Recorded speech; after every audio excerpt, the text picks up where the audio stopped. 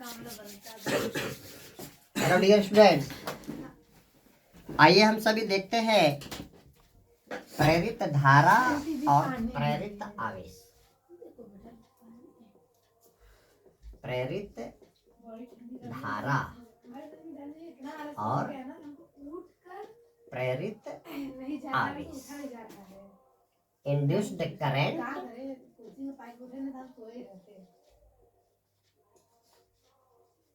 and induced charge। मान लीजिए एक कुंडली जिसमें फेरों की संख्या कैपिटल N, मान लीजिए ये आपकी एक क्या हो गई, एक कुंडली और इसमें फेरों की संख्या कितनी, कैपिटल N। कुंडली में फेरों की संख्या कितनी, कैपिटल N। आगे क्या कह रहा है, यहाँ पे लिखेंगे माना एक कुंडली जिसमें कुल फेरों की संख्या कैपिटल N।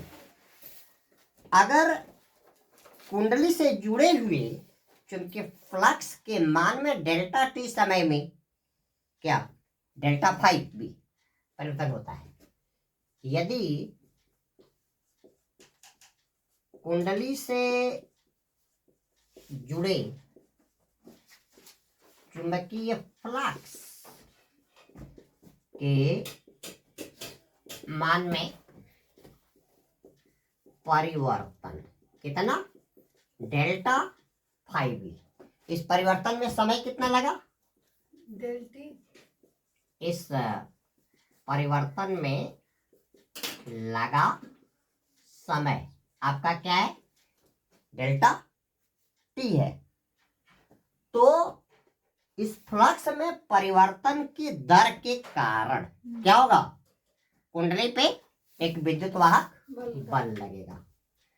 फैराडे के द्वितीय नियम के अनुसार, फैराडे के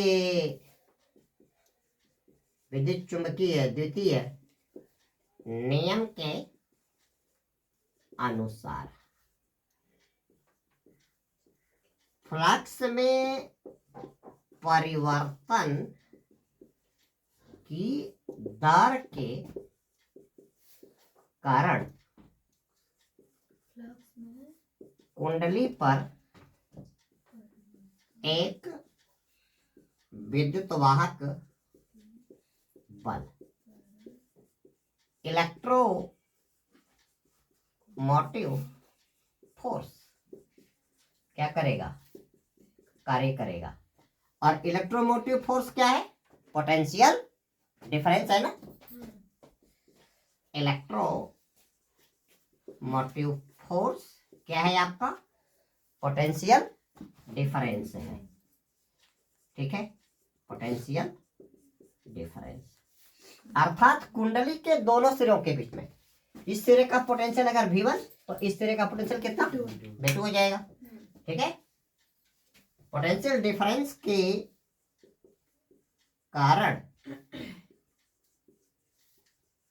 कुंडली में आवेश का प्रवाह, अगर धन आवेश ले रहे हो तो ये क्या करेगा, हाई वोल्टेज से लो वोल्टेज की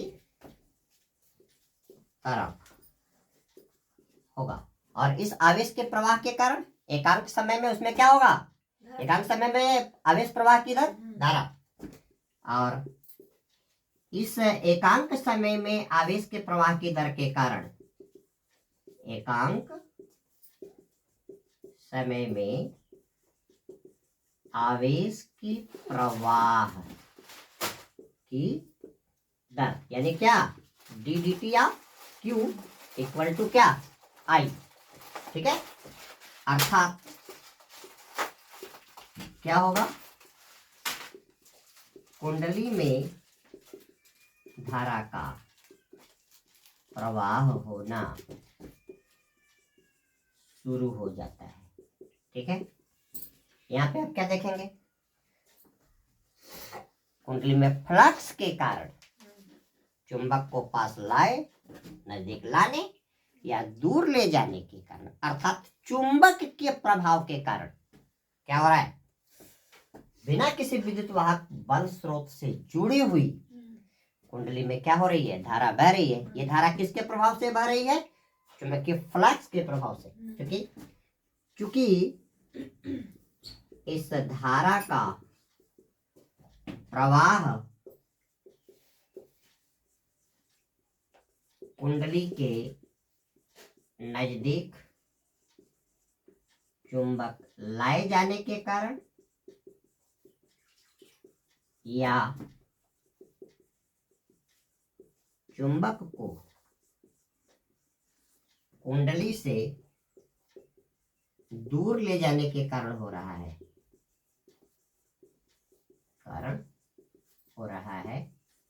अतः यह आवेश क्या कहलाएगा, प्रेरित आवेश।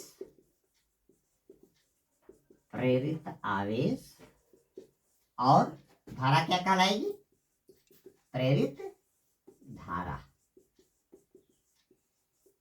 कही जाती है।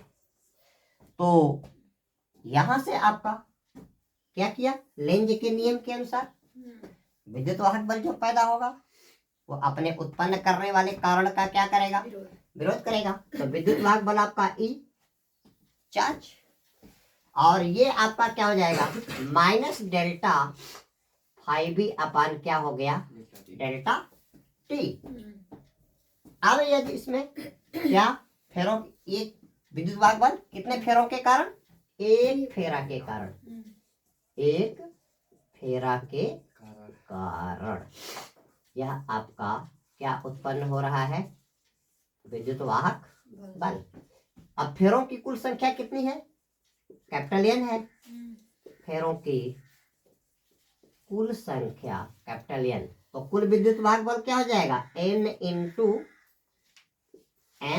इंटू क्या हो जाएगा, ई हो जाएगा। और यहां से आपका आ गया minus delta five B N into अपान क्या हो गया, डेल्टा टी। यहाँ पे आप क्या कर दो, लिमिट बांध दो, delta T tends to zero, then minus delta five B into N upon delta T, ये हो जाएगा minus D D T of क्या, एन फाइव बी। और यहाँ पे एन फाइव बी आपका क्या कहलाएगा, फ्लक्स ग्रंथिता कहलाएगा। यहाँ पे एन फाइव बी ये जो है आपका क्या कहलाता है, फ्लक्स ग्रंथिता। और इसका मात्रक क्या होता है, वेबर टर्न। फ्लक्स ग्रंथिता का मात्रक आपका आता है वेबर टर्न। तो दोस्तों अभी हमने प्रेरित धारा और प्रेरित विद्युत वाहक, प्रेरित आवेश देखा। ठीक है, तो अब यहां से आपका क्या हो जाएगा, V इक्वल क्या होता है, यहां से आप निकाल लो प्रेरित आवेश। प्रेरित आवेश और प्रेरित आवेश आपका क्या हो जाएगा, उनके फ्लक्स के मान में परिवर्तन बटे कुंडली का कुल प्रतिरोध, चुंबकीय फ्लक्स में परिवर्तन बटे कुंडली का क्या हो जाएगा, कुल प्रतिरोध आ जाएगा। ठीक है